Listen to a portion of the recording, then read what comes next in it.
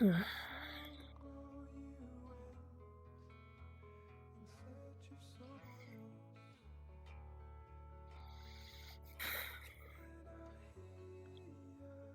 guys, it's Wolf Sanex. I wanted to do a little video of, it's an about me. This was inspired from my friend Fuzo Fenra, and I figured that if I could record this and have it be a little not an introduction, but just what I've gone through and how I'm handling it and stuff. It's mainly just so I can make this so people who could be going through the same thing or who have gone through the same thing know that they're not alone, and I guess feel a little validated in what's going on. Very different from a lot of my content. But I did want to get to express what I've gone through.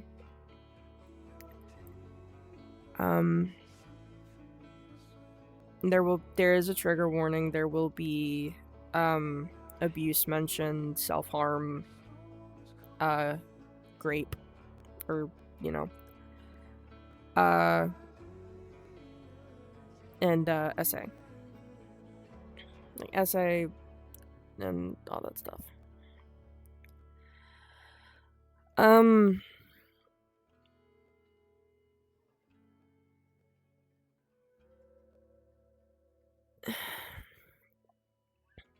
I guess I can just... I don't know how to start this, that's the problem, because it's talk about this and all that, and also this is not scripted, so I will probably go off side tangents and stuff, so please forgive me.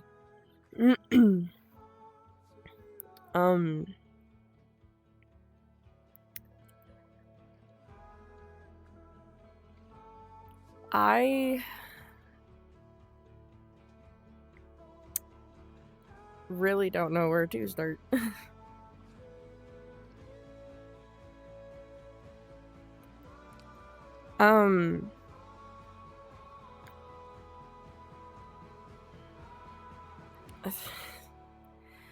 Also, I need it to be prefaced that I'm bringing up a lot of personal information, because I do plan on sharing this story with more than just my community and stuff. It is going to be for other people and people outside of this game and stuff. It's just, this is the only way that I can communicate without having to... It's my most comfortable. So I know people that I know are probably gonna see it.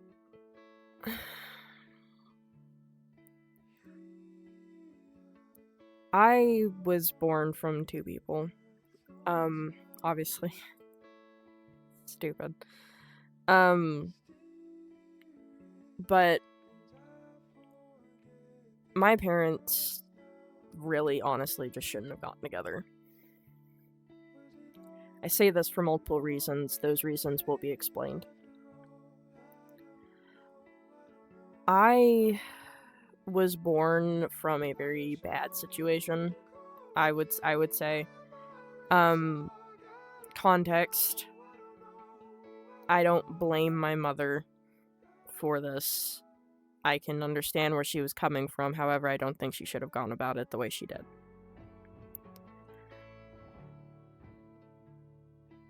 When my mom met my dad, she was under the impression she couldn't have kids. Because when she found out she was pregnant with my older brother, William,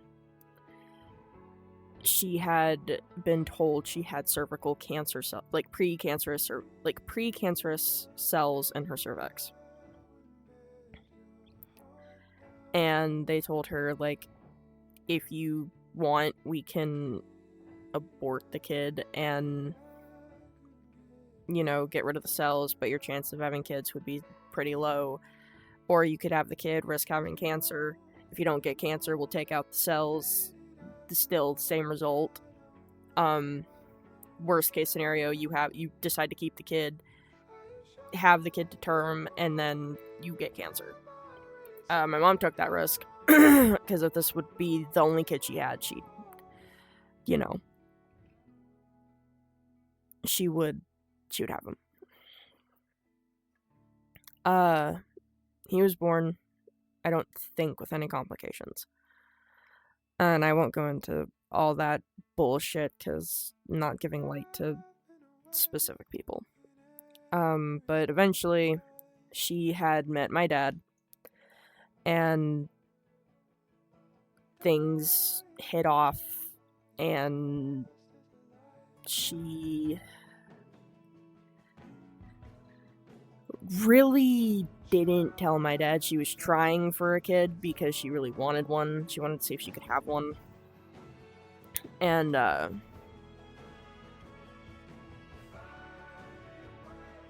she ended up conceiving. And, the doctor told her that that it probably wouldn't make it to term. Like, it was a shocking thing. And I was born. I was born with a scare. I wasn't crying, I wasn't breathing. But I was resuscitated, and my entrance to the world was quiet, and then I came in very pissed off.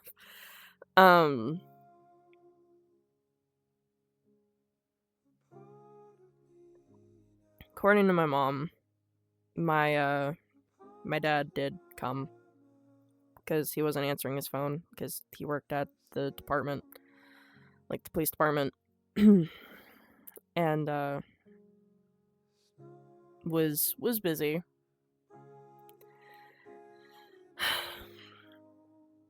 But he did come the next day, held me and all that, and he didn't believe that I was his.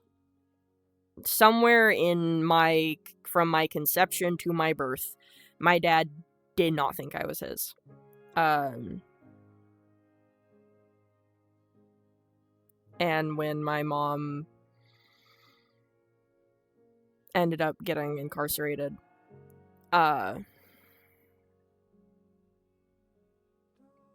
he did do like a DNA test, and it was proven I was his. So he took me, put me under his shit and all that, and took care of me while my mom was gone. When my mom got out, you know, he told her, like, hey, you can't be doing what you were doing, because if you do, you're just not going to see Cassie. And my mom didn't touch any booze or alcohol after that. And she's been clean since I was a baby, and I applaud her for that. I'm very happy she didn't touch anything while I was growing up, so I didn't have that in my life.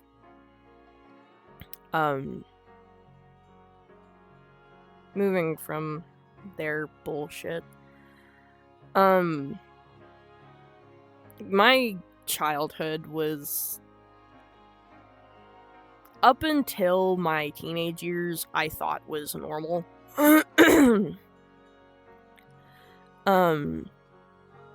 It wasn't by any means of the word. My parents fought a lot over various different things I don't even remember, but I do remember a lot of them getting physical. And it was usually my dad hitting my mom first. Some of my stuff would get thrown in the mix of the argument, and I wouldn't, like, I don't know, I'm a kid, and I don't think I was per se scared of their altercations, because it just happened so much, I thought it was normal. It wasn't until, like, I got dragged into those altercations, which happened a few times.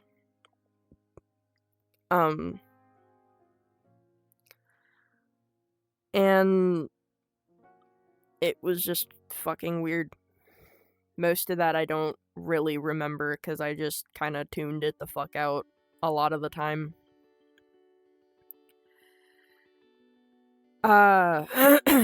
However, there was a point, like, I would occasionally get, like, my ass beat and stuff. For, like, disobeying and all that, but nothing that I remember getting too terribly bad, until apparently one time my dad was playing around with me and I accidentally bit him and he punched me. And it did kind of just fuck up my eye, because now it's not really noticeable, but one eyelid kind of just hangs a little lower than the other, just by like a smidge. I noticed that probably in my teen years. I was like, that's pretty fucking weird. And I don't remember this ever happening. I don't remember my dad hitting me. I guess you could say he hit me pretty hard. I just fucking forgot. My mom would tell me, like, yeah, no, when you bit your dad, he fucking punched you. And I went, oh, okay.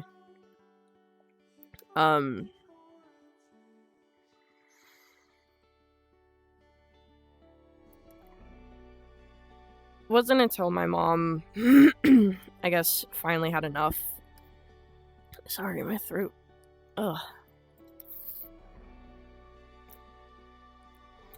I guess at some point my mom finally had enough.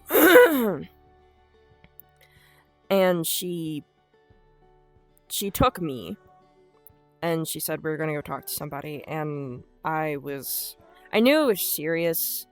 I knew from just how she was acting, it was really bad, and whenever, like, things would happen when it came to my, like, half-brother, her son, William, she would get pretty somber. This was one of those moments that I thought it was about William, but when I asked if it was, she told me no. And I remember talking to a guy who wrote up divorce papers and was ready, and she had confidence to do it at the time, but she hid them because she didn't know when was a safe time to do it. Eventually, though, while I was upstairs in my room, I was watching Narnia, I think, because that was, like, one of my favorite movies.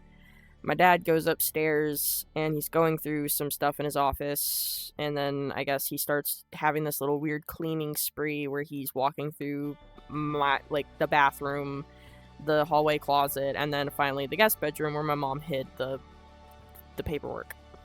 And he found that, immediately came into my room, and he's like, what the fuck is this? And I'm like, I don't know. And he's like, did you know about this? And I was like, I don't know. Because, mind you, whenever he would turn his anger towards me at this time, I did get a little apprehensive and scared, because I'm like, I don't want an ass beating for something I didn't do, which he had done before, over some stupid fucking internet cord. So he goes downstairs to my mom when she's taking a shower, and I hear him asking her about it. And he's like, do you love me? And my mom goes, I don't know. And that's when he kind of goes from being this really stoic man to begging. Like, I'll change, I'll stop. And my mom gave him a chance. I don't know what she did with the paperwork. I don't know if Dad shredded it. I'm pretty sure he fucking shredded it, but the paperwork was no longer to be found, and my mom was giving him a different chance.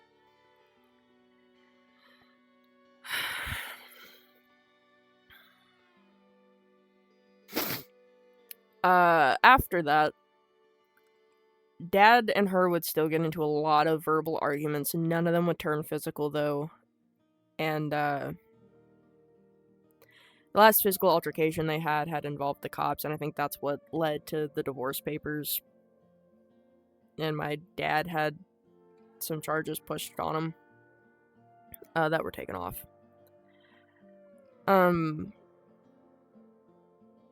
But very quickly, that anger turned towards me. I started to notice that he would get really pissy at me at random intervals for random things, and I was no older than 10.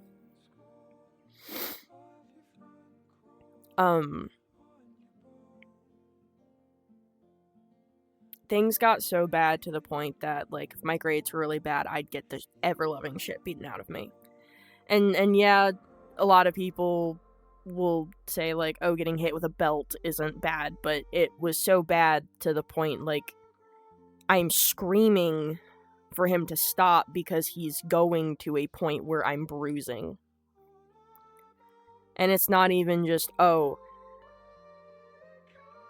that it's not, you can hit a kid with a belt a few times, but leaving black and blue bruises was that is going too far. And got to the point that I had forged my mom's signature. School found out, and oh boy, that was, I don't know if that was when he threatened to kill me, and when he did first, like, his first times ever putting his hands around my neck was, and I remember it really fucking vigorously. I remember this, I don't remember what caused it. I think it was that, the forging of my mom's signature, but one thing my dad would do as a punishment would be, he would go out, he'd make sure I was in the truck, he'd go out to a restaurant like Sonic, McDonald's, Burger King, get food for either him and my mom, and get me nothing. And then on the way back, he would talk about how he was going to beat the fuck out of me. And on this particular incident, he talked about how he was going to kill me and bury me in the backyard. And had even told my mom when we got home to go get the shovel from the shed. And I remember getting dragged into their bedroom, like literally just right down the hall from the front door, take a fucking right, and he fucking threw me onto the bed and just started beating the fuck out of me with the belt, and then proceeded to choke me, yelling a bunch of shit at me, and then didn't stop until I started to go limp. Because I remember there being no air in my lungs, my fucking chest was burning, and my vision was very blurry.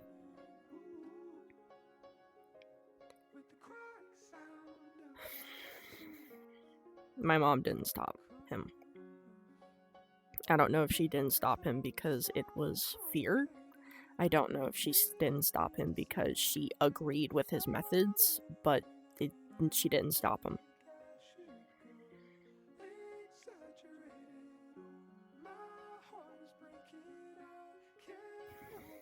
Shit just got worse after that. If I didn't like doing homework around him because he would freak the fuck out at me if I didn't know how to spell something. Like, the fucking first time. There was one time I had an iPod, and he asked, how do you spell Lincoln? And I spelled Lincoln how the band was spelled. And he got pissed off at me because I fucking spelled it the way the band was spelled. And he was wanting me to spell Lincoln like Abraham Lincoln. And that one I wasn't too awfully familiar with, because at that point we had been taught in school that sometimes words aren't spelled the way they sound. So I was dealing with a little bit of confusion there, and I got fucking beat for that. I got slapped and I got hit.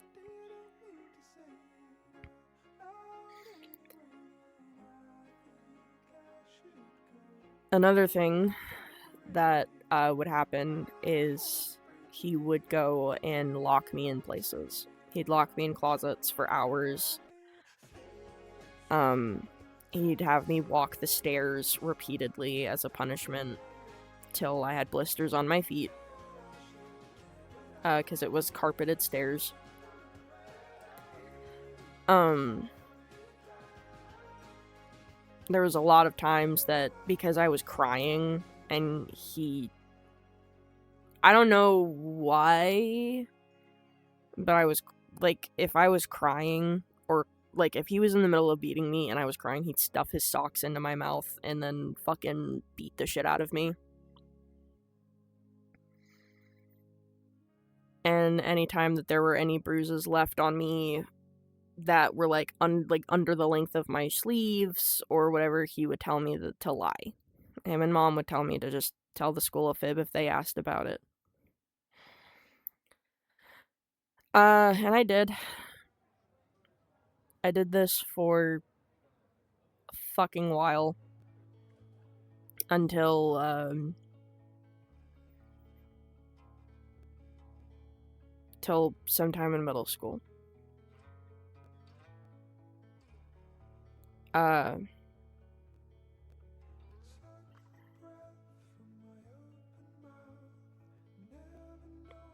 Now, I am going to preface this, like, this is where shit got really confusing for me. This is where shit took a confusing turn for me. Because my dad would go on to yell at me and tell me things that would make me shut up later. When the school eventually noticed the bruising, they had called Child Protective Services without even asking me. They called me up to the office and had asked me to talk to this lady who, mind you, was seeing just my whole forearm, just from my wrist to my elbow, bruised, and it was wrapping from my wrist to my elbow. And she asked what had happened, and she said it was a safe space, and if I was in trouble or danger, I could tell her, and I would be safe. And my family wouldn't have to know. And I trusted her, which was my first mistake. Because I sat there and told her everything. I told her what had happened. I told her that my dad had fucking gotten really pissed at me, and that was the result of it. And she took pictures, because it wasn't just on my arm, there were marks on my back from the belt. And she said that I would be safe, which was a damn lie. I got home, and not even 30 minutes after I got home, my dad gets a phone call from the school saying that they're gonna have someone check up on the house because there's reports of abuse. I get called down from my room doing homework, and the immediate first thing that happens is I am hit across the face and sent into the love seat, because we had a couch and a love seat. And this also caused me to hit this wire shelf that we had beside the love seat. He then picks me up, throws me across the fucking room, starts hitting me, kicking me, screaming at me that I'm about to ruin his life, I shouldn't have been born, all this, that, and the other. The worker gets there, and she's talking to my parents, who call me down, and mind you, I'm fucking terrified. at this point. I am mortified of being anywhere near my dad, and because I was keeping my head down low and I was staying quiet and I was shrinking away from him and moving fast away from him, he proceeded to say, "Look at that, she's throwing an attitude as she usually does." And I had let the dogs out, and I remember praying to be taken the fuck away.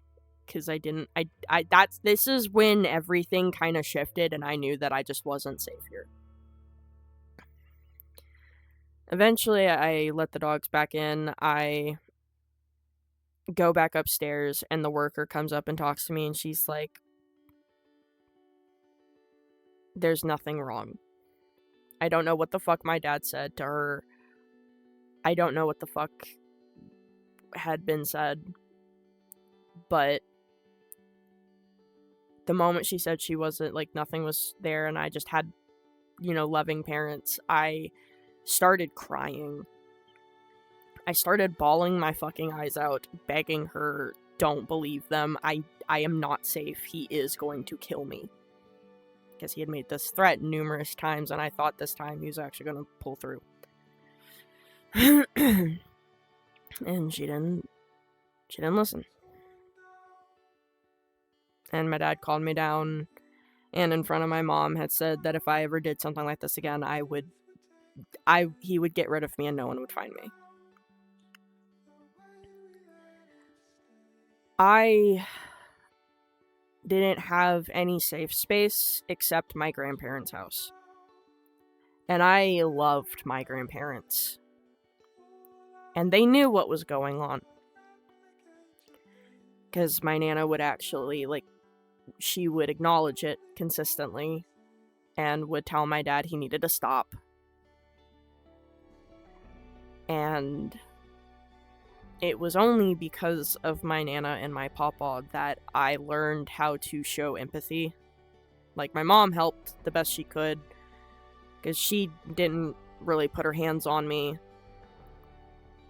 And my grandparents, they tried to teach me what I was lacking. Because all I was being taught was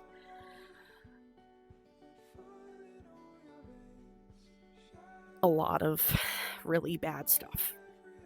Because on top of the abuse and all that, I was told that people were just shit. Everyone was beneath me, and especially those of color. Those of a different race. My dad was and is a hardcore racist.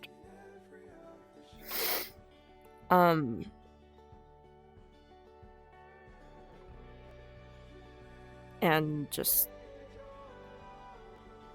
it was through my grandparents that I was being taught to show sympathy, empathy. Have fun as well, because essentially my entire life was I couldn't have fun. If I was having fun, then I was being lazy.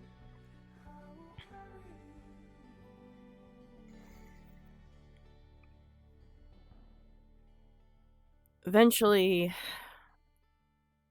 things got to a point where I knew how to walk around my dad and stay safe.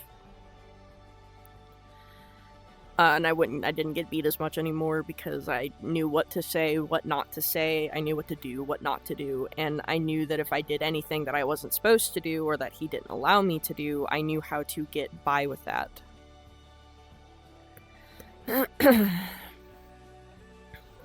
There was, at some point, because, and this is where thing, after the CPS visit, I was confused. Because there was a part of me that was like, I know what the fuck is going on, and it's bad, but this is just me.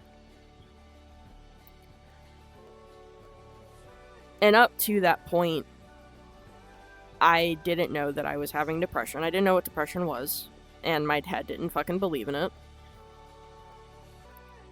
And I had planned to kill myself the first day of middle school.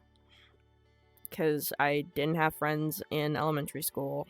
I didn't want to go through middle school being bullied and having no friends again. So, and I didn't want to keep getting beat. So I was like, I'm just gonna fucking off myself. That did change, thankfully, by a girl named by the name of Emma. And she was my first friend, and she was the reason I didn't do anything.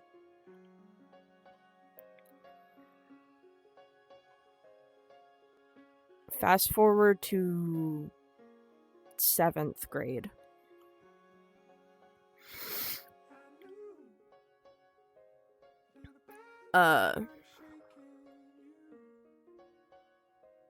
There was some stuff going on. Dad was having one of his fucking pissy bitch episodes, and I was already stressed out enough. There was also, like, finals coming up, and, because we did have, like, a mock final for, that, and, some kids had followed me into the library because I was exchanging my books and stuff, and I got slammed against one of the bookshelves, and they said that no one loved me, and the world would just be so much happier if I just killed myself. And that did kind of break the camel's back. And I had gone home. I had this wallet that had like a little mirror in it, and I broke it, and I just started doing what I thought I needed to do. I thankfully did not cut deep enough, but I was still, like, bleeding. But not, like, enough that it would be like I need to go to the doctor and get stitches or whatever. But my mom had called me down saying that we were gonna go to McDonald's, and I wore a long sleeve shirt because I didn't want her to see, because I knew that if she saw, I was gonna be in trouble. And that was the fucked up thing. I knew I was gonna be in trouble. Unfortunately, as I reached to go get the bag, the sleeve rolled up enough and my mom saw it. And she freaked out in the middle of Walmart, in the middle of McDonald's. Got home, she showed my dad, and my dad starts yelling at me, calling me an idiot, a dumbass, wanting to know why I did it, and I didn't feel safe giving him the truth. And I told him I saw it in a movie, and it was specifically, like, I used the Underworld movie, the one with, like, Celine, specifically the one where her daughter is found doing it and healing, and I was like, I gave a fucking bullshit lie and said that it was because she was healing and I thought I could do the same. And for a moment, I saw that he didn't believe me. For a moment, I saw that he registered the gravity of the situation, but then it just went back to calling me a fucking idiot and a dumbass, and that if people see this, they're gonna think he did it. And I was told that if anyone asked me at school, the cat scratched me. Okay. People saw it. And what was really fucking eye-opening for me is the kids at my school who did bully me, like, they saw what I had tried to do, and they stopped. And things were a lot nicer. Granted, they also stopped because the few that continued to bully me, I got really sick of, and I would fuck them up at school.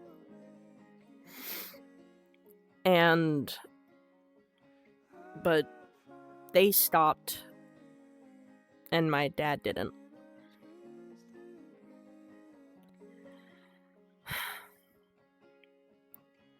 We eventually move, and my dad is in such a lighter mood. He's not angry, he's angry with me and shit, and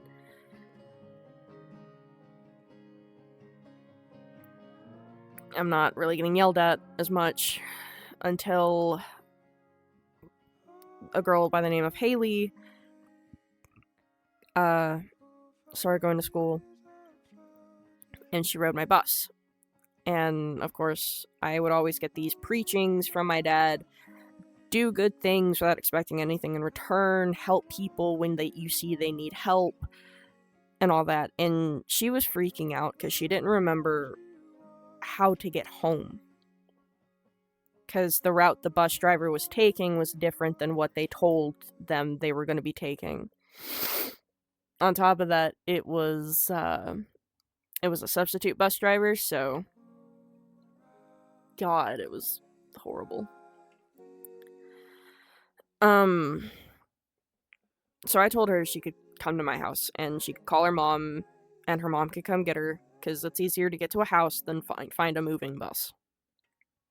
And I brought her to the house, and my mom was cleaning, and my mom looked up, and she saw Haley, and she's like, "Who is this?" And I was like, "This is Haley. She needs to call her mom, because she doesn't know how the fuck to get home, and there's a substitute bus driver, you know." And my mom sat there and went, "Your dad is going to be pissed. You know you're not supposed to bring people into the house." And I went, "Mom, this is a situation where another kid doesn't know how to get home." She's like, "That's fine, call your mom, whatever." And me and Haley hang out for a bit, and her mom finally gets there, picks her up, and then my dad comes home not even 5 minutes later, and I'm immediately getting grabbed by my hair, dragged to the couch, thrown onto the couch, and then he's standing in front of me yelling at me, going, "What the fuck are you doing? You know you're not supposed to bring people into the house. You know, what the fuck? You know the rules." And I was like, "I was helping somebody. You always tell me to help people if they need help." And he's like, "Yeah, don't bring them into our fucking house." And I went, "I'm literally doing what you're telling me to do, and I'm not gonna be fucking made to feel bad." And this is like the first time I bucked up. I was like, "I'm not doing this." And he's like, "Are you gonna do this again?" I was like, "If it meant helping somebody, yes, I'm going to fucking do this again," because she was not aware of how to get home, and if she had gotten off at the wrong stop or something, or God forbid, one of the shady neighborhoods around here, because we lived in North Jackson, and that's pretty prone to having some shady neighborhoods, she could have got kidnapped or worse. So yeah, no, if this happens again, I'm doing this again. And he fucking hits me in the face, and he's like, "Get the fuck out of my sight, you're a disappointment."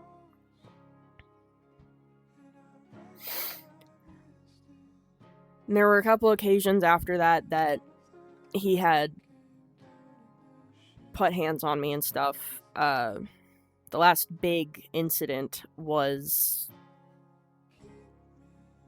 we got home from the store, and he told me to let the dogs out and keep them off the door so they didn't fuck up the door, and I did that. And mind you, he's yelling my name suddenly, and I'm trying to get in, but we have 3 really big dogs. Like, we have 3 huskies still at this point. No, Nikita passed away before that. We had 2 huskies and a German Shepherd. And mind you, I'm 5'5", haven't changed since fucking high school. And they come up to, like, my hip, or, like, my knee or so. And they were shoving and pushing at my knees and buckling them. And I couldn't get in, because anytime that I wiggled the door open enough, one of them would stick their snout into the door and try to shove it open. And eventually, they did that. One got the door open, one pushed past between my legs, and I fell onto my face onto the floor. And they start bum rushing the fucking garage door, which was open. And my dad's yelling at my mom to close the door and all that. And then he comes over to me, starts screaming at me, and is like, "What the fuck? We told you to keep them outside." And I yelled at him. I was like, "I couldn't fucking do it.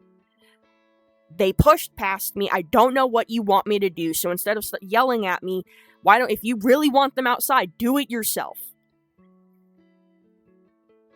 I got slapped repeatedly and thrown into their bedroom door, where he proceeded to try to grab at me, and I proceeded to fight back. I started grabbing at his wrist, and I hit him in the chest to get him to go away, and he proceeded to grab me by the front of my shirt, lift me up by my hair, and slam me down onto the floor and cause me to piss myself. And he said, if you ever fucking do that again, I'll kill you. I'll treat you just like the inmates back at the fucking jail. And I realized that this shit just wasn't getting better. So I just keep my head down for the rest of the time. And during this, after my first attempt, I was addicted to self-harm. I didn't do it to hurt, end my life, but the pain was enough to get me that it was the only thing I could feel. 'Cause, mind you, I didn't feel love. I didn't feel happiness. I didn't feel anything but just emptiness. And this is also in part due to the fact that when I was a kid, my older brother Zachary had touched me. On top of that, the abuse and shit was just fucking horrible. And when I told my mom about it, I don't even think she believed me. I know that this is, out of order and shit. But it's as a kid, my only safe space was at my grandparents' house, and that's where I would get to hang out with my brother, and my brother was doing things to me, saying that they were okay, but not to tell our dad. Because Dad would get on to him, and Zach was my only friend at the time. Because he was also doing this to his other sister, apparently. His testimony, saying it was okay. I didn't learn until later that it wasn't okay, and that's usually around the time that he stopped coming over to spend weekends and shit with our dad. Then at a time when William had come over to spend a summer with us, he tried to do the same thing, and yeah. But that happened before we moved. And, I had told my mom, and I don't think she fucking believed me, because she didn't tell my dad. I found that out, years later. But I don't know if it was in part to me, saying along the lines Zach told me not to say anything, or me having some weird moment of fucking fear and sympathy for my brother and asking her not to. I don't know, but she didn't tell my dad, which was wild to me now. And eventually, I'm going through school and shit. My grades aren't the best, but they're not the worst. And at this point, I registered I'm not going to be able to get into college, so then it was a whole vicious cycle of me trying, me caring, but me also not caring, because I had my dad in my ear telling me that I was dog shit and stupid and idiotic and I'll never get into college. And so I was just whatever. I got my grades to a point that I passed, and in senior year, COVID hit and all that. And I had graduated with flying colors, apparently. I think I got 1 B out of that semester. But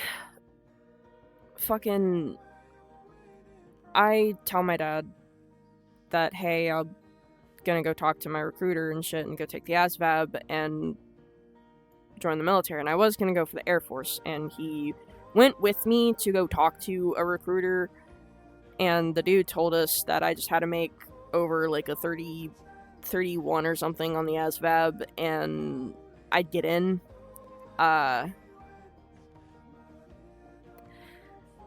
After me taking the mock ASVAB, I got ghosted by that Air Force recruiter, and my mom had to have a coworker's husband who was an Army recruiter help me, and he was awesome. The people in that recruiting office were awesome. They could see that I had shit going on, but of course I'm tight-lipped about it, and I'm not telling them what's going on, but they helped me.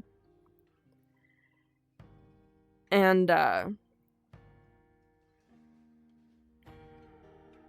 it's around this time that I noticed a change in my dad's behavior, where years of teaching me to hate people, do this, be obedient, and all that, and a whole bunch of other shit that's just god-fucking awful.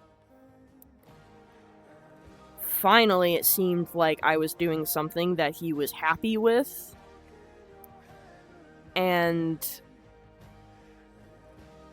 was actually being nice to me to an extent. And eventually, on my 18th birthday, he comes home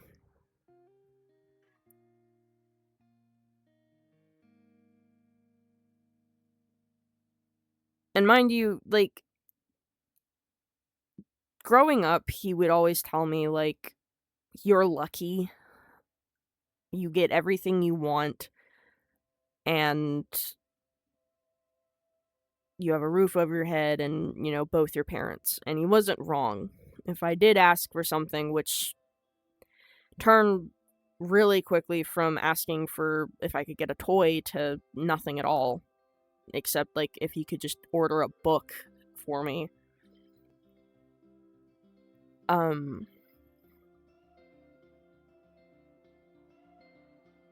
He got me my Xbox that I wanted. Got me a DS when I was a kid. And this is where that's where things got really confusing, is because he would get shit for me. And normally abusers don't do that. At least that's what I thought. So I was like, he can't be abusive. Maybe I am the problem. And I won't lie, I wasn't a fucking saint. I mean, I did do a shit ton of crap that would warrant getting beat reasonably. I won't deny that. But it was just...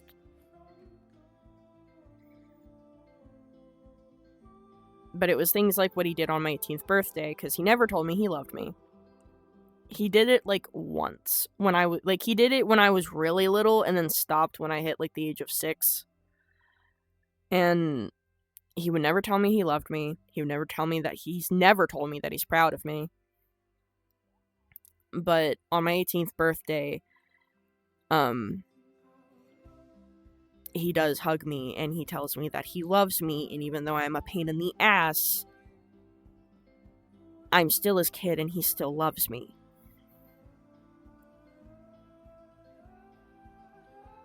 I grew up for years wanting to hear those words come from him, because I would tell him I loved him, and he would nod or whatever, but, like,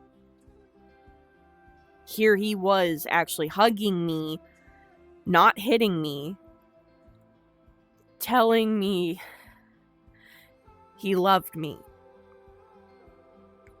And that's when I just convinced myself, no, it was all my fault. I've just been a really fucking horrible kid.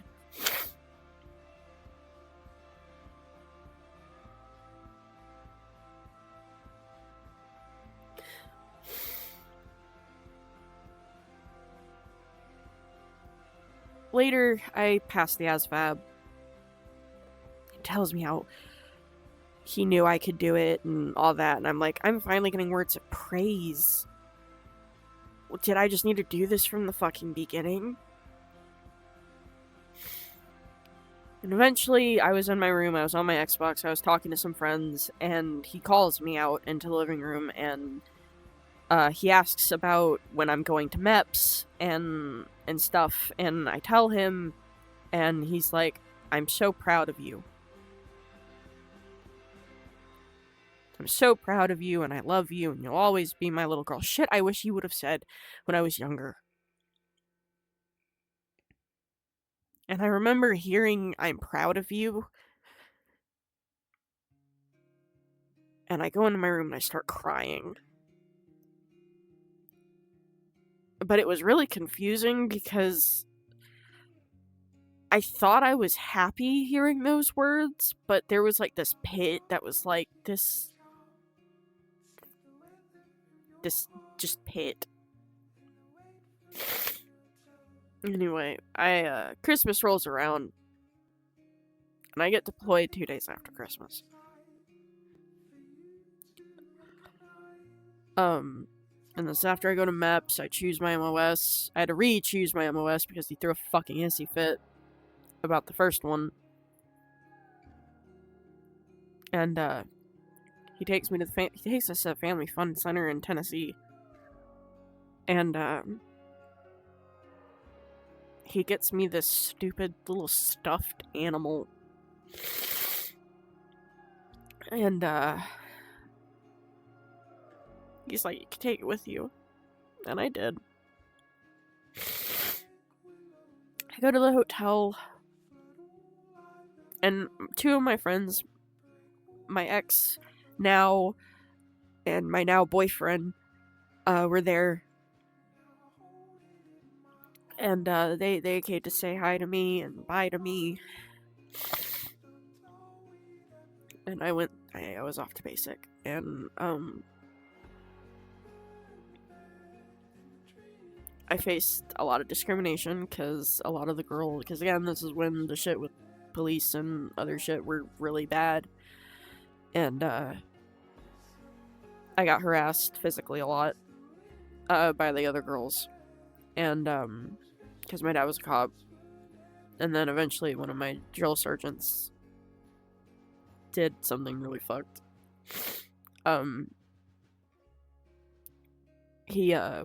I went during the winter, so the little platforms you go onto are iced over, and I don't know what the fuck happened. I was prone, my weapon was downrange, and I was, doing the routine, make sure nothing's in the fucking chamber, do all that, when suddenly he grabs me by my belt, slides me back, and my pelvis hits his. And I just freaked, because I just started thinking about my brother and what he would do, and all this other shit. I started thinking about what my ex, before my boyfriend at the time, did to me. And I was like, I don't fuck with it, and I just broke down in front of people. But I got through basic, I got through the harassment, I got through the discrimination, and I go to Fort Knox. I'm stationed with that company, and I get to go home. But I was being told I was about to be deployed to Turkey, where there was a conflict going on. And I got scared because I'm like, I was told I'd get to see my family, and I didn't want to go somewhere and run the risk of dying without seeing my family first. And mind you, at this point, I'm begging to go to see my family because I'm isolated and I've never really been away from my family. But they'd pull some strings. They let me go see my family for a week. Of course, when I got back, I'd have to be ready to just go. And my dad's praising me, saying that he's so proud of me and all this other shit. And takes me to go get some stuff for my room because I had nothing. And when it came time for me to go back, and we got there and he was helping move shit from the temporary room to my permanent room.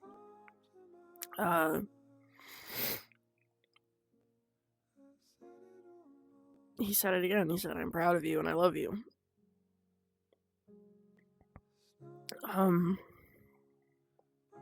However,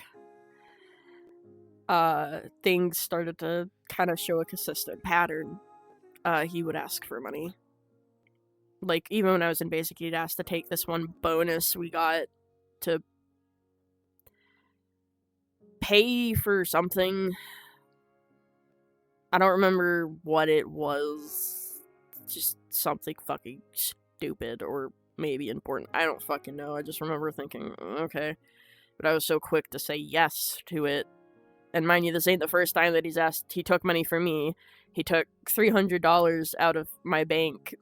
Was it 300? No, it was 300. $300 out of my bank before the army to buy a fucking tanning bed that he could have paid for himself. And then took 2,000 and something from me to buy a water heater. Which, granted, we needed. I'm not really gonna complain there, but it was the fact that he told me he'd pay me back on both accounts, and I never saw anything go back into my bank account until I got my paycheck. And it was my paycheck going into my bank account. But he would ask for money, and I'd give it to him. And then when it came time that I needed to buy things for myself because we weren't issued gloves, we weren't issued certain things, and I'd need to go get those, he called me and started yelling at me, going, what the fuck are you doing? Because he was like co-owning a bank account. Like, it was a thing you did when, like, if you were under 21, you could have somebody, like, watch over your bank account. And that's what that was. And he noticed that I had spent a lot of money because when you go to an exchange, it's expensive. They don't do tax on post. They essentially just up the price enough to where essentially it's taxed, but it's not. It's fucking, like, you could get a pair of gloves at Walmart for like $8. Go to an exchange, you're buying a pair of gloves for $10. It's fucking wild. And if you're really wanting the fucking good shit, $20, and it's like, ugh.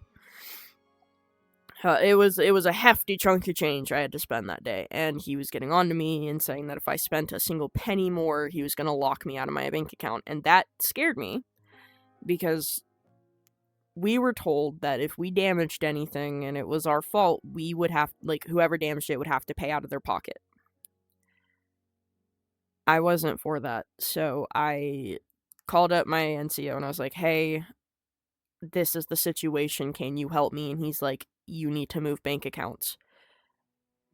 My friends were also telling me I needed to move bank accounts because even they were like, that's scary, because if he takes your money away from you and you just fuck up at work, I mean,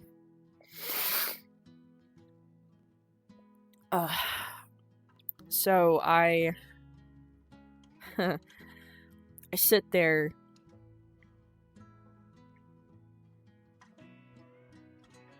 and I'm thinking about this on the ride to the bank. Like, he's gonna kill me. My first thought, not, oh, he's gonna be mad, no, he's gonna kill me. But I did it anyway. I moved that money from that account to another account that I owned entirely, and he didn't notice for about 2 days until he looked, I guess, to get money or something. And I get a phone call from my mom going, where the fuck is your money? And I'm like, oh, here we go. And I told her why. I told her what I was doing. And she's screaming at me, put the money back. And I said, no, I'm not doing that. Fast forward to the next day on Monday, where I am at work, and I'm in the motor pool, I'm getting spam called by my dad. And I tell my NCO, I was like, hey, I'm getting repeatedly called by my dad. Can I go and take care of this really quick? And my NCO, realizing that this shit could be bad, he's like, let's go up to the cough. And that's kind of where, like, our platoon offices were, and he took me there, and he put me in, like, the little conference room that was empty, and he's like, do your call here. I'll stay out here. And, my mom ended up calling me, and I was like, what do you guys want? And she's like, you need to call your dad. He is pissed. You need to fix this shit now. And then hung up. And I was like... And I sat there and I was like about to press call for my dad. And I was like, if I do this and I don't have a witness, no one's gonna fucking believe me. Because if he threatens that he's gonna come up and hurt me, I'm gonna need someone to witness that. So I had called in my sergeant and I was like, I know this is the most strangest thing that I'm ever gonna ask you, but I need you to sit and listen to this conversation. And he's like, but isn't this private? And I went, it's private, but I need you to sit here with me. And he agreed. He agreed, and my dad's yelling, and my sergeant goes from looking like, to what the fuck? Because he's hearing my dad say that, you know, I need to do this, this, and this, or he's gonna fucking do this, this, and this, and eventually he was like, then if you don't put the money back in the account, I'm taking your phone, I'm taking the truck, I'm taking all of my shit. And I went, then do it. I don't care. Do it. And I don't know if it was because I had my sergeant with me, but I had a lot more confidence to stand up to my dad. And there was a point in time where he did speak up and tell my dad that he needed to stop. And my dad freaked out that my sergeant was there and they started yelling at my sergeant, telling him he needed to fucking get lost. And then while I was on the phone with my dad, my sergeant told me to hang up. And I needed to get back to work. And I did. And I was getting messages, you know, from my dad and shit, just saying that I was a piece of shit. And eventually he did call me back. And I answered. And he called and said that I was a fucking disappointment. And that I'm an ungrateful bitch. And that I should go kill myself.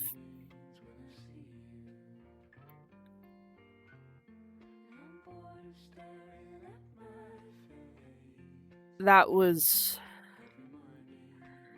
the most horrible thing I ever heard.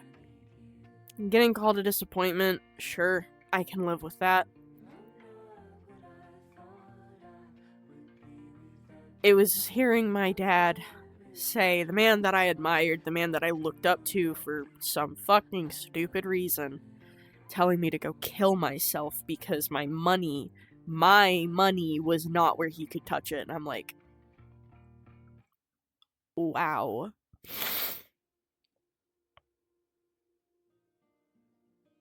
And I just ended the call.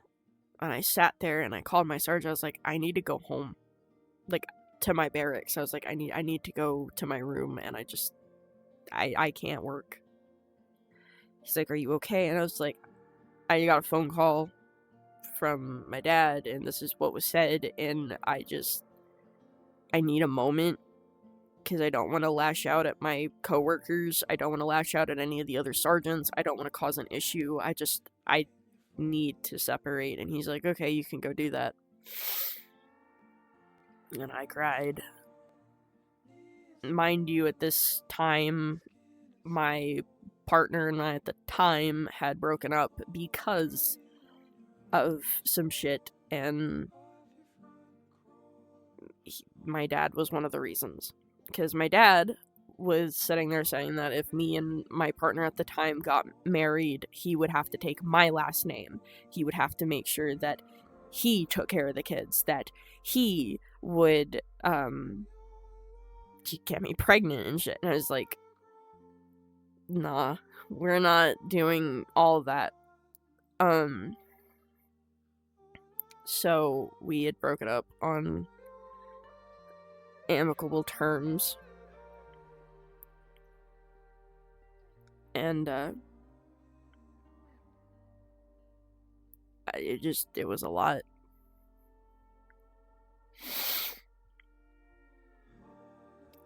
From then on, things kind of got harder. I had gotten hurt. My ability to walk was horrendous, and at one point I did lose feeling in the entirety of the right side of my body, like from my hip down to my toes. And I was on crutches, and I got moved to a different platoon where they were an all dude platoon save for the platoon sergeant, who was a woman, and they did not like me. They discriminated against me a lot. And at one point, they had told me to go to the motor pool, from the cough to the motor pool, while I'm on crutches, and I believe it was the first sergeant that saw me and was like, "What are you doing?" And I'm like, "I was told to come to the motor pool to help with the, like, layout." And he, like, "Get the fuck back in the cough." And he got on to the platoon sergeant and stuff and said that I'm on crutches. If there's anything I need to do, needs to be in the cough until I'm off of the crutches. And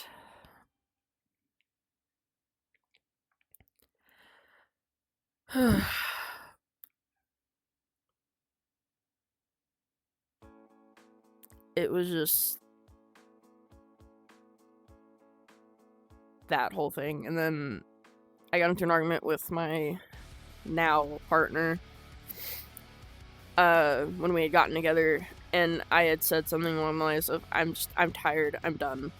And I hung up, and mind you, I had confessed, like, I was having some not great thoughts, and I was like, I shouldn't fucking be here and stuff. And he'd called my roommate, and my roommate, like, he just had asked for her to check on me.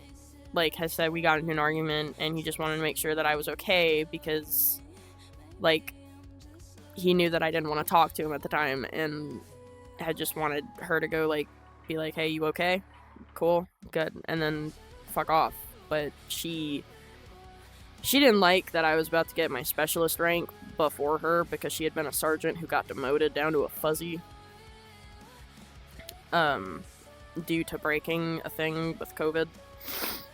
And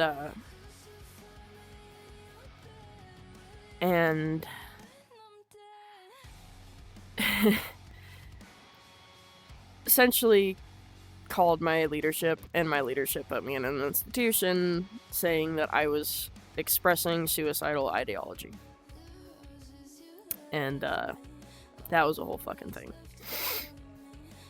And when I had told my partner to contact my parents and be like, I need you to go tell them where I am, because I'm not going to be able to answer their phone calls. So I was still in contact with my mom.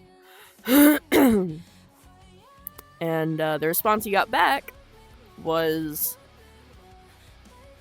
it's his fault for why I was institutionalized, and that I'm a drama queen, and I need to stop being a little shit.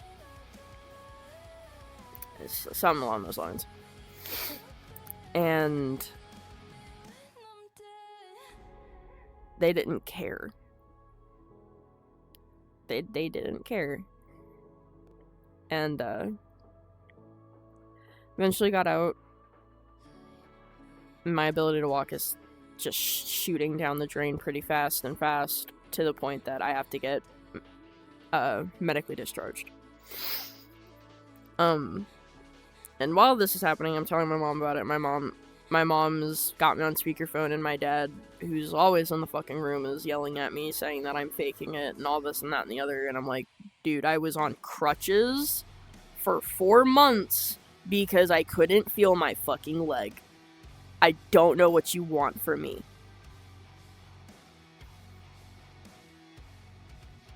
Eventually, Christmas rolls around, and my partner had invited me to come spend some time with him, and he's like, it would be a good break for you. Like, take some time to do what you need to do, and, like, take care of yourself, because you need it. And I sat there, I was like, yeah, no, I should. And I told my mom this, and everything fucking blew up. They started saying that I'm choosing someone else over my family and all that and the other, and I was like, mind you, I'm 19, about to turn 20, or I might have already been 20. No, I was 19. Because I had turned 19 in basic. And it was 2021. Because I graduated in, like, I want to say February or... No. February... I think it was February that I graduated. Anyway. And I still went to go see my partner. And I spent Christmas with his family, and it was a really big culture shock. Because I was like, these guys are weird. And,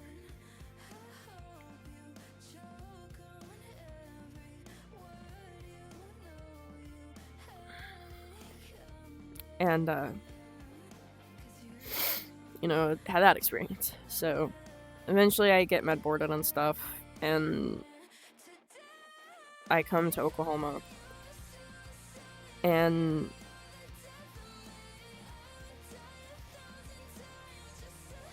mind you, like, there was an incident during the Christmas thing where my mom had called me asking me what this was in the truck, because they did come and take the truck.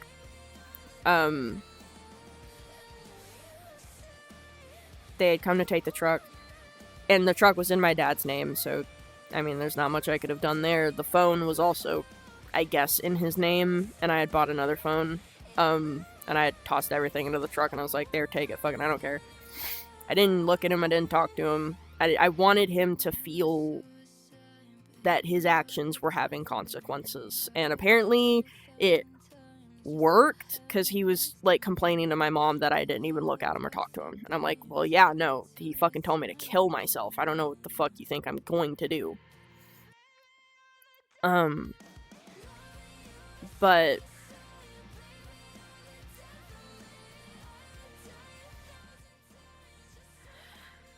sat there, and my mom had called me while I was up here for Christmas and had asked me what this ticket was. And I was like, what ticket? And she's like, the Ireland Health Clinic. And I went, oh, that's the medical facility on post. You have to, like, show your ID and get a ticket to be seen. And apparently my dad was accusing my mom of cheating, saying that she somehow went from Tennessee to Kentucky back to Tennessee in, like, a few fucking hours while he was at work. And I'm sitting here thinking to myself, you claim to be a smart fucking man, yet you were probably the dumbest motherfucker in the room at the moment. And I was like, no, that came from me. I just didn't take it out of the fucking truck. What is he on about? And my dad, because I guess I was on speaker this time, and he's like, well, what the fuck is she saying? And my mom relays what I said, and he's like, bullshit, you told her to say it. I'm hearing all this, my partner's hearing all of this, and we're just kind of looking at each other like, dog, if you were in the room listening to my mother, you would have heard she didn't fucking say anything about say this. And my mom's getting fed up, and she's like, I'm fucking done. And I hear her getting her stuff, like her purse and her keys, and then I hear something in the background, and then I hear my mom go, do not fucking touch me. I hear something clamber to the ground, and she's yelling, let go of me. And I'm yelling at the top of my lungs for her, like, don't fucking touch mom, or I'm calling the cops. And I hear something get, like, the phone getting picked up, and then the call end. And I'm like, alright, cool. So I try calling my grandparents, and And I tell them what the fuck's going on, and I tell them what the fuck's about to happen. And then I call the local PD. And I tell them what's going on, and I tell them about what my dad's doing, and what I just heard, and they have someone come up to the house, and my mom's on the phone with me, and she's like, and I'm like, are you okay? And she's giving me short answers. It sounds like she'd just been crying, and I was like, I called the PD, and she went, you did what? And I went, I called the fucking cops. And she's like, Cassie, why would you do that? And I'm like, because he was fucking putting his hands on you. You shouldn't fucking let that happen.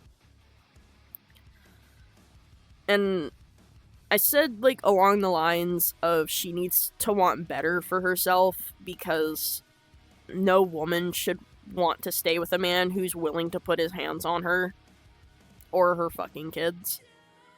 And the cops get there, and I'm still on the phone with her, and I'm thinking, please tell the fucking truth. Get the fuck out of the situation. And she lies, saying that nothing happened, it was just an argument. And I'm like, are you fucking kidding me?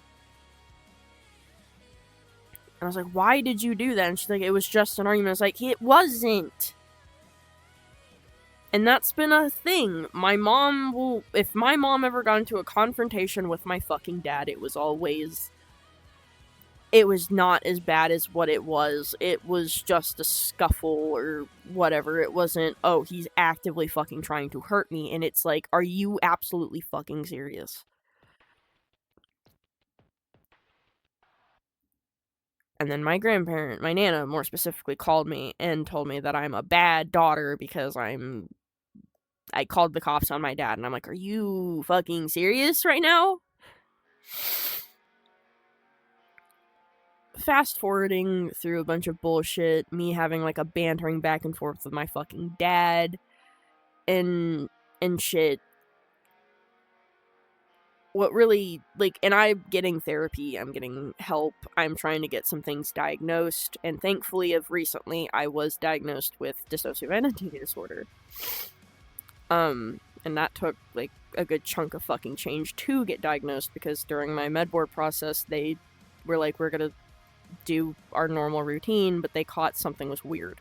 So they're like, we're gonna do a few additional testing up until you leave, and then we are going to send all of this stuff to the VA clinic that you'll be going to, and they'll situate you. And I'm like, okay, cool. And I got diagnosed with DID. And I'm not going to touch that any further. But last year, mind you, I'd been keeping consistent contact with my family up until this point. Except my dad. I wasn't talking to my dad unless we just started arguing through my mom's phone. But my papa got sick, and he got really sick. And I had a phone call from my mom saying that he was dying. He was killing himself. And I love my papa. I'll never say loved. I will always say love. I love him so fucking much because he was my dad. He was the dad that my dad couldn't be. He supported me. He supported my decisions. My only regret is that I just didn't have the money to go see him sooner.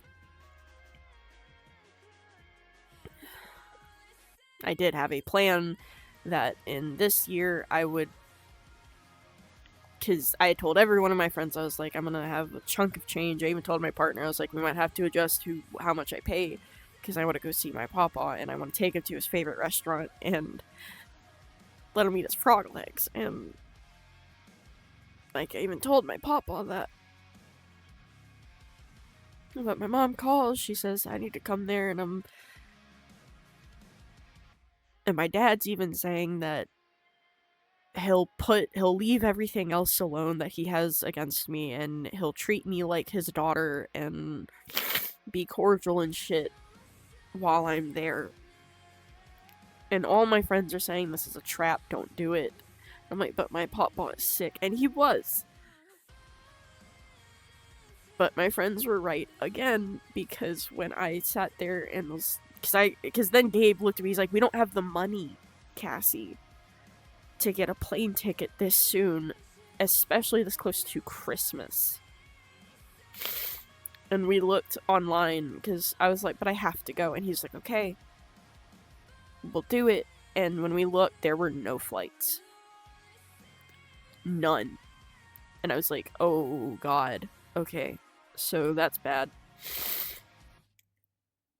And then, like, we were discussing other ways to get there, and eventually my mom had said my uncle offered to come get me, and then had offered to bring me back, because I needed to come back, because this is where I'm set up, this is where my VA shit is, this is where my medical stuff is, and I do have appointments and shit that are coming up, and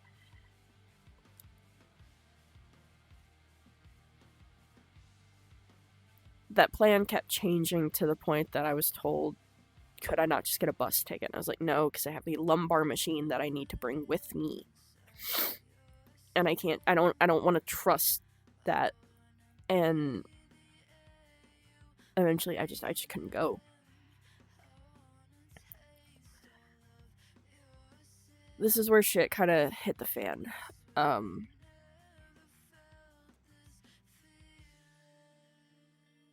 I had an operation that I told my mom about that was kind of last minute.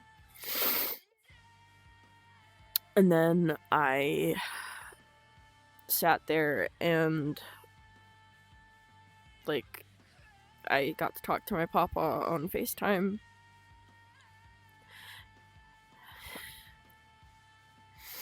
And he said that he loved me.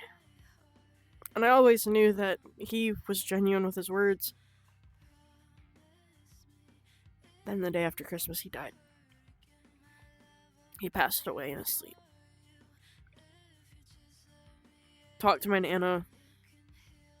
She said she didn't blame me for why I couldn't come. I was like, okay, at least that's not being held over my head.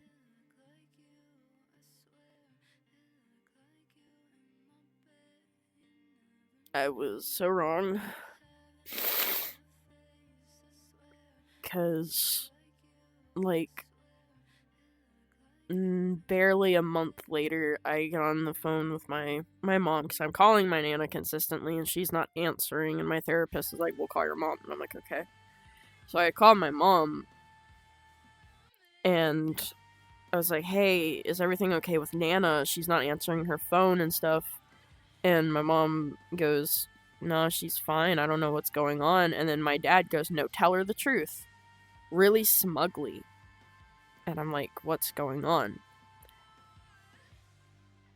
And my mom goes, your Nana's not answering the phone because she's mad at you. And I went, why? You didn't come to your papa's funeral. And I went, are you fucking serious? Are you absolutely serious right now? And I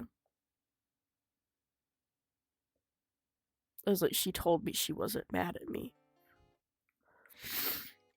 And I explained that my mom knew what the fuck was going on, and then they knew I was trying to get down there, and my dad's like, no, you never fucking cared. You care more about being with, and he used the hard R when talking about my boyfriend. My boyfriend is not that, he's the whitest Native American you'll ever see, but proceeds to start saying that I never cared, I'm a piece of shit, I took advantage of everyone, and that I should just I shouldn't exist.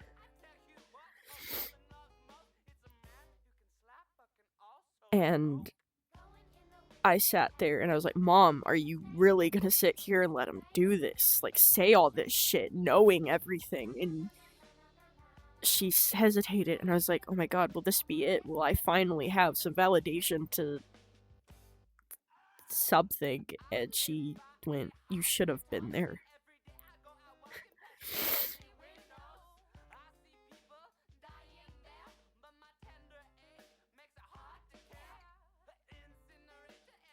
I broke. I was not okay. It's like, okay, I'm done.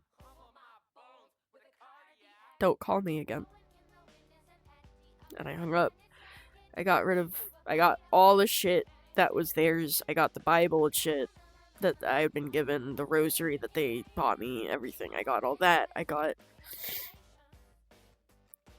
jewelry that they had bought me over the years, and I was like, you can have it all back.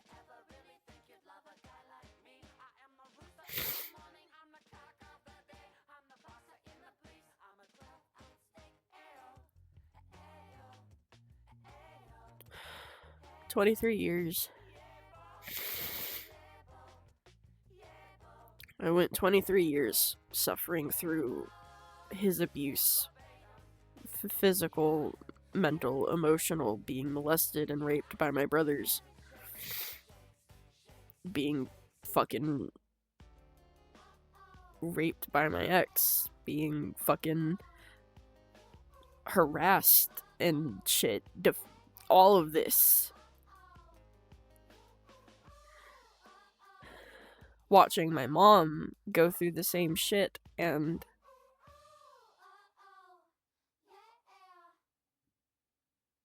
none of it was worth it. For years, and I know none of this fucking made any sense. I've been rambling for an hour and almost 30 minutes. And this, like I said, this isn't scripted, this isn't anything, this is just because I don't like talking about this, but I don't want to be quiet anymore. And I want people to know that they're not alone in shit, because I know there are people out there who went through somewhat similar things, like they're being abused, but then their abuser is doing all these nice things that make them the good guy, and it's so disgusting. Because for fucking years, I thought that I was the fucking problem when it came to why my dad was beating me and my mom.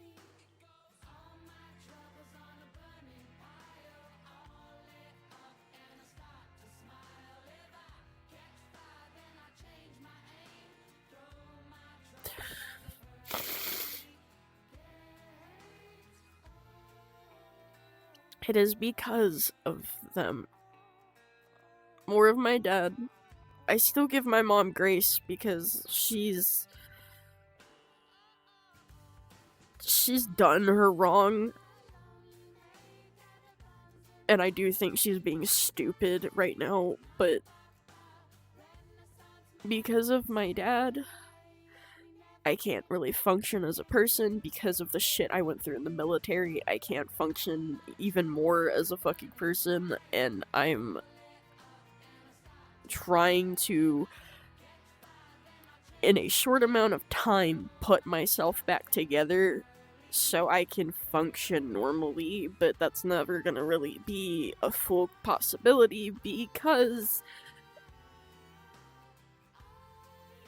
I can't fucking walk, hardly.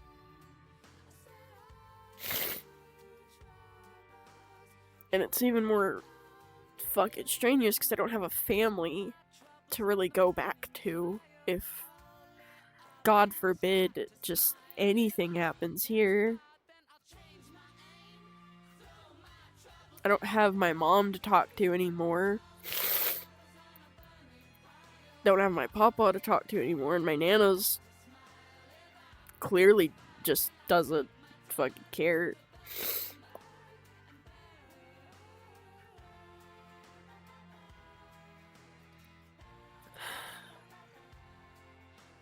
And I want people to know that, like, yes, you can have an abuser, and it's not always going to be, oh, it's straight abuse. No, abuse is, if they know how to do it, they can get away with it, and mine has. They can treat you nicely.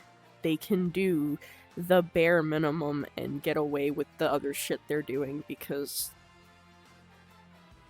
whatever.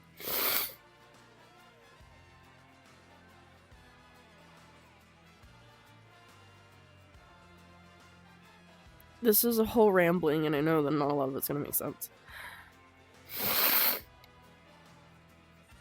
And if it does, cool, I did my job, but I don't normally talk about this, but a lot of people were like, dude, you might want to try this, and it might help people understand you better, and it'll help, and I'm not saying that, like, my shit is what defines me. My shit happened, and I'm moving from it. It just still hurts to look back at, because I'm like,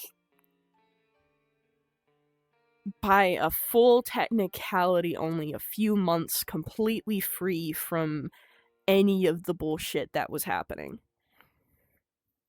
And I am in a better place, thankfully, and it took time. That's another thing. People who are in these abusive situations, like, it takes time to get out of them. It's not an instant thing, and sometimes you don't even fully get away from it if you're still in contact with the people in question.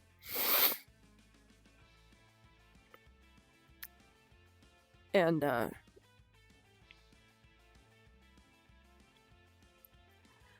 again, this is all over the place. I get that. I understand that, but my brain doesn't really know how I'm supposed to process all of that and tell everyone without sounding like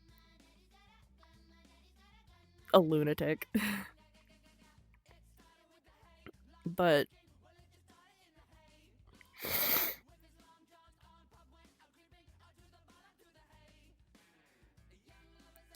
fucking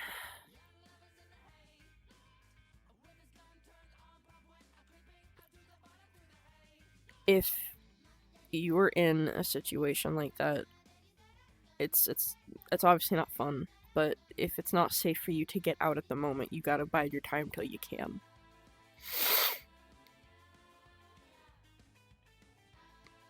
And in my case, it took me a while.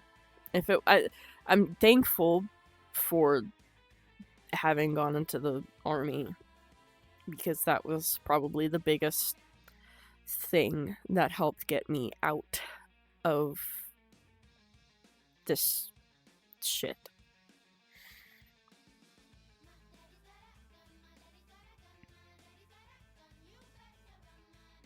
And the whole reason I want to share my story as not as put together as it is, because again, I'm not doing this off of a script, I'm not looking at anything, I'm just speaking just outwardly. This is my story. And I have only one thing in regards to saying anything to them is fuck y'all.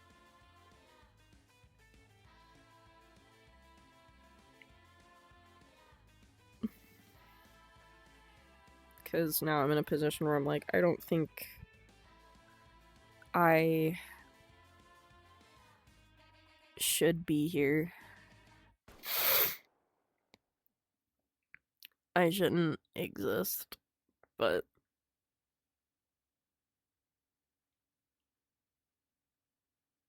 never think that I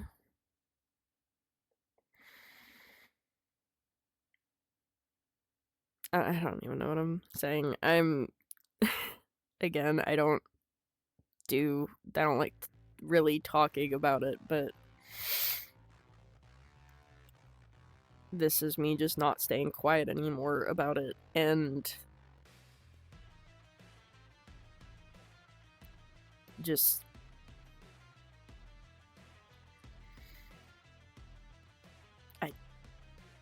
I don't know what else to say on the matter other than just that is my story. That is that's where I came from. That's what turned me into who I am today. And I'm not letting it define me, but I won't lie when I say that it is fucking horrible to live with.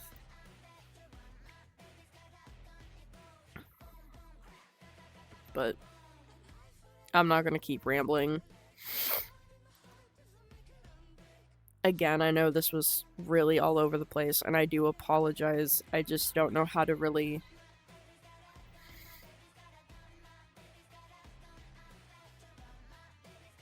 you know. So, that is me. And I really do thank you guys for sitting and listening.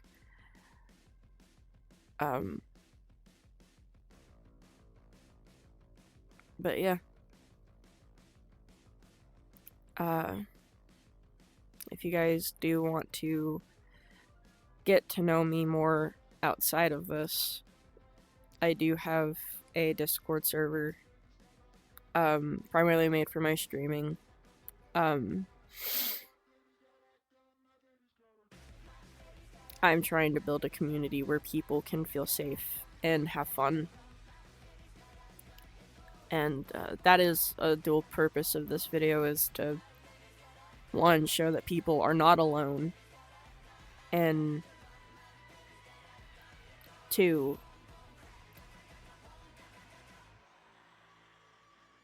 to share an experience for someone to learn from.